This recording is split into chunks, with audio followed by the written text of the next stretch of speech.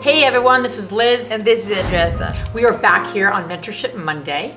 Thank you so much for submitting questions ongoing. Matt obviously answers a lot of them, but I am his better... Where is he? I don't know. I'm his better half. He always says I'm his better half. So we're going to answer a great question today, a really great question. All of them are great, but this is a great debatable question. Oh, yes.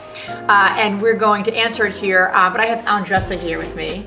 And Andressa and I run a really cool podcast called the Real Estate Investerher Show. Yes.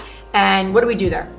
We interview successful women around the world. By the way, we are in 137 countries. Woohoo! So we want to know their secret sauce to live a financially free and balanced life. So we talked about how-tos, but also their mindset and how they balance it all. Because a lot of them are moms and they wear different hats. So we want to know how they were able to live the life that they're living right now. Yeah. So I run DeRosa Group with my husband, Matt, which you know, but this is very passionate for me and for Andressa because we want to help women, we want to help ourselves become more financially free. Yeah. And we don't want to go on our soapbox of why that's the case, but it's the realestateinvestor.com to learn more about the podcast and the community.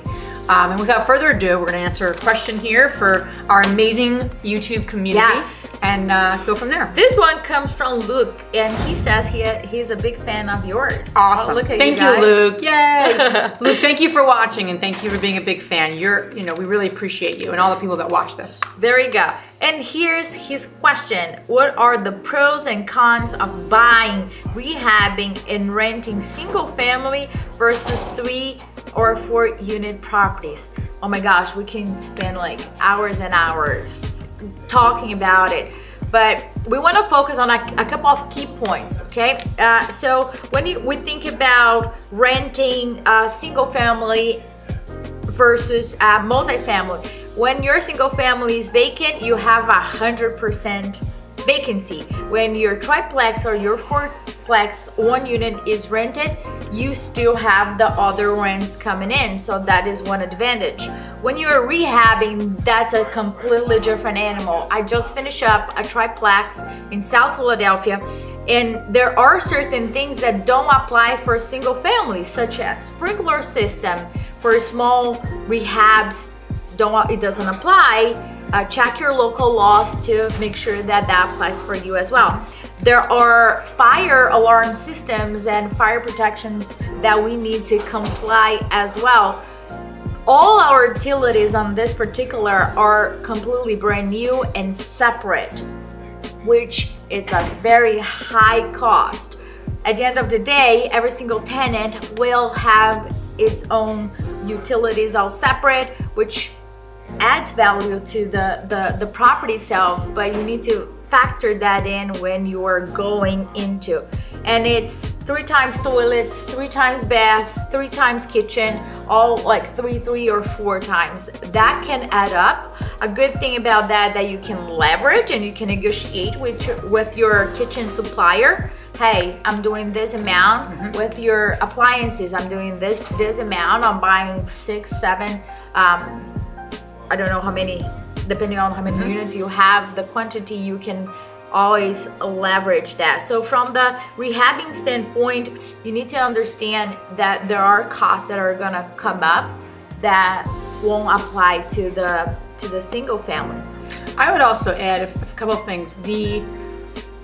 What is your long-term strategy? Yeah. And you need to know what your long-term strategy is. In other words, maybe you're in an area that single family is a very strong like rental market, in other words. Yeah. Not every area dictates that. So you have to be very mindful what the area that I'm investing in is more likely to have and what's my market look like. So, multifamily, we're in New Jersey, Pennsylvania, there's a ton of multifamilies. If somebody said to me, I got 200 single family homes that I rent in New Jersey, I would be very, very surprised. It just wouldn't be the market for that. If I meet somebody from the Midwest and says they are and I have met, they have 200, 300 single family rentals. Right.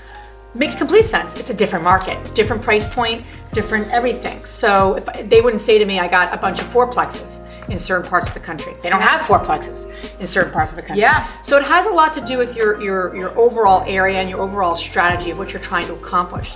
I would also say, from a financial perspective, having rented and we own single families and we own multifamilies, you could sometimes do better when it's occupied. I will say that with a caveat. You can make more money from an ROI on a single family rental than you can multifamily. Now, what's interesting is we don't buy single family rentals anymore. Not so much. We haven't in many years because we're able to leverage our team, our experience, and we're okay with making a little less with more being able to leverage bigger assets. Yeah. But it is something, when we looked at the numbers, we ran the numbers, we're like, whoa, it's really interesting. What's going on? But it, again, depending on your goals and who's going to manage it and all those sort of things. Yeah, I will also add one thing over here. For the renting part, is that a long-term or is that a short-term rental? Because you can really leverage that big time. I have experience with short-term rental for a long time on a single family, and we have found, we're in Philadelphia in a great location, so we make double than we will do for long-term rental. It requires that you have systems in place, so you don't have another You're talking about Airbnb? Yes. Okay. Short-term rental. There are different types of portals. Oh, I see you're saying short-term rental. Oh, that's interesting. Yes. So Airbnb is the most famous portal out there. And we've been doing this for a long time, so it works for us there. But for multifamilies, there's a shift going on right now, and I'm testing a multifamily right now, which has long-term, and then we're testing out a short-term. So investors out there can also play that game long-term and short-term and see how it goes. It really, really depends on a lot of different factors to make sure that your property qualifies for a short-term rental. Not every single property will fit that model, but if it does fit that model, the return on investment, if managed properly, it's higher. I've seen that higher than the long-term. So it really depends where you're at, your local laws, and where your, as Lee said, your long-term goals. Strategies. Yep. A lot to think about, but it is something really helpful to kind of debate. We're going to put in the show notes as well. Matt and another partner of ours, Chad from Slate House, debated single family and this whole topic for 30 minutes, and they whiteboarded it. We probably did a better job than them, but regardless, we'll put the video in there so you have another view. So questions for Mentorship Monday, help me at DeRosaGroup.com. Send them in. We will answer them. Every question that comes in, we do answer. We don't always answer it immediately because we get a lot of them, but we do answer it, and we make sure we get to everyone, and we do our best. And then certainly check out our podcasting community, the Investerher, what we're up to there for the women investors watching this and that are in your life. It's therealestateinvestor.com. So thanks for watching, and please share this with someone that you think might find it valuable. Yes. Bye.